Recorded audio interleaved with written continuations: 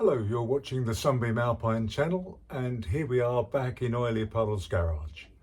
Now, Alpi has broken the seal on the clutch slave cylinder, so we're going to change the cylinder for a replacement one. We always carry a spare, and we noticed that the level of the clutch fluid was going down. When we checked underneath, you can feel the slave is wet, so the seal's obviously gone. So let's get on and change the slave cylinder. One of the advantages of the design of the Alpine is that if you build an under boot floor tool chest like we show in another video, you can carry an awful lot of spares. And I know that I've got a spare slave cylinder tucked away in here somewhere. So I'm going to find my slave cylinder and then we'll get on with changing it. Here it is, brand new slave cylinder, and just waiting to go on the car.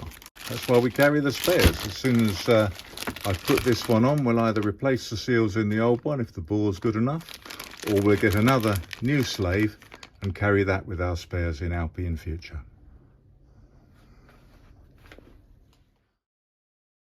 Put the car up on ramps and chock the wheels.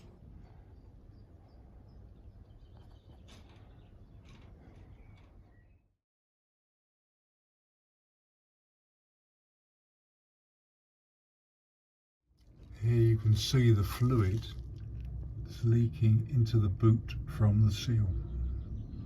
It's then dripping down onto the exhaust pipe, and of course brake fluid's very flammable, so it's quite dangerous. We need to change this and replace the cylinder. Here you can see how the fluid leaks all over the boot, coming out the front of the slave, and then it's dripping down. The two bolts that are holding the slave cylinder to the bell housing are undone with a 1/2 inch socket and spanner.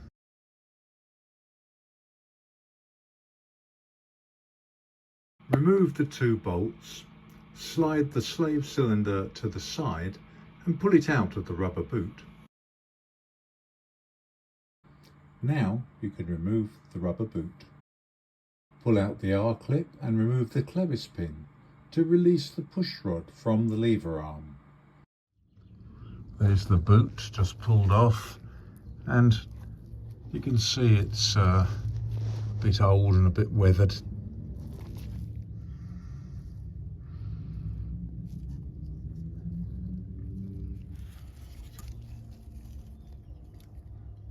The push rod will just pull out of the slave cylinder. It just pulls free. Use the bolts to hold the slave cylinder back in position.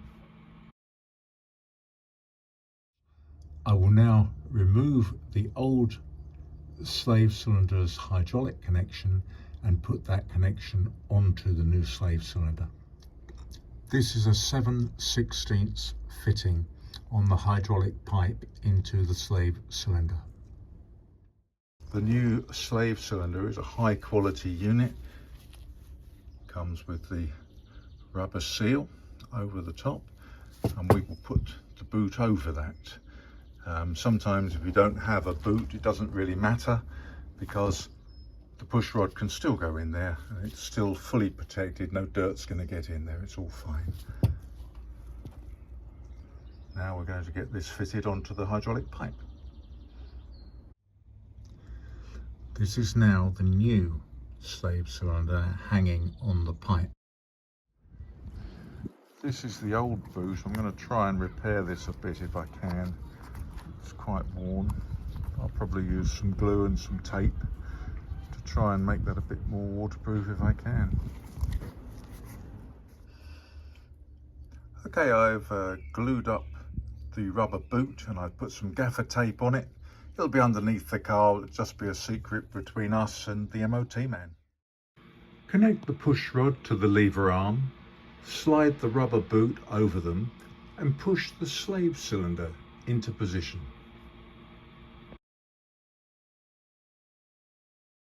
Connect the push rod and clutch lever arm by inserting the clevis pin and R-clip.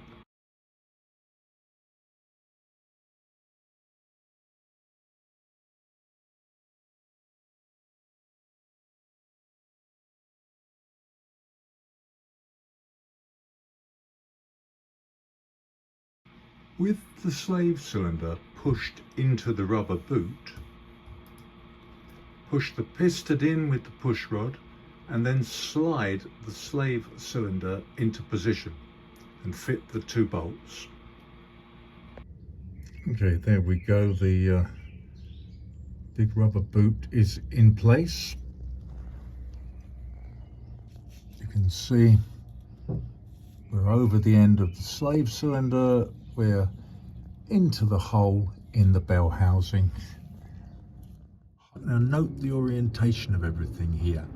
The slave cylinder goes on the back of the bell housing, so it's nearer the rear of the car, and the bolts come through from that side. The nipple sits above the hydraulic feed pipe. This is to help you when you bleed it, if you have to bleed it. Now bleed the clutch.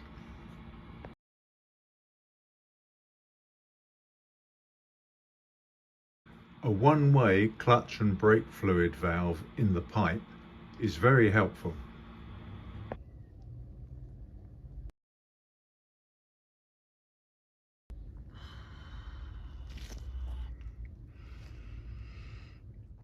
This is the old slave cylinder.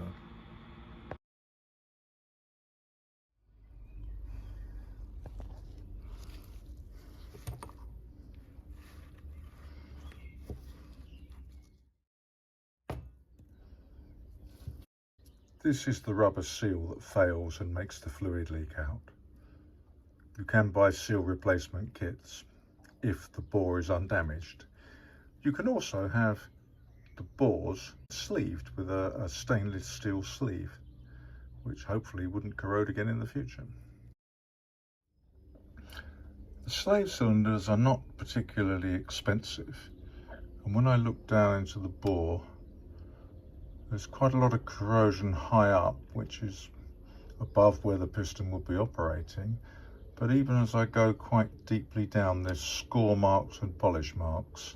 So I think I'll probably get a new slave cylinder rather than try and fit a new seal on this one.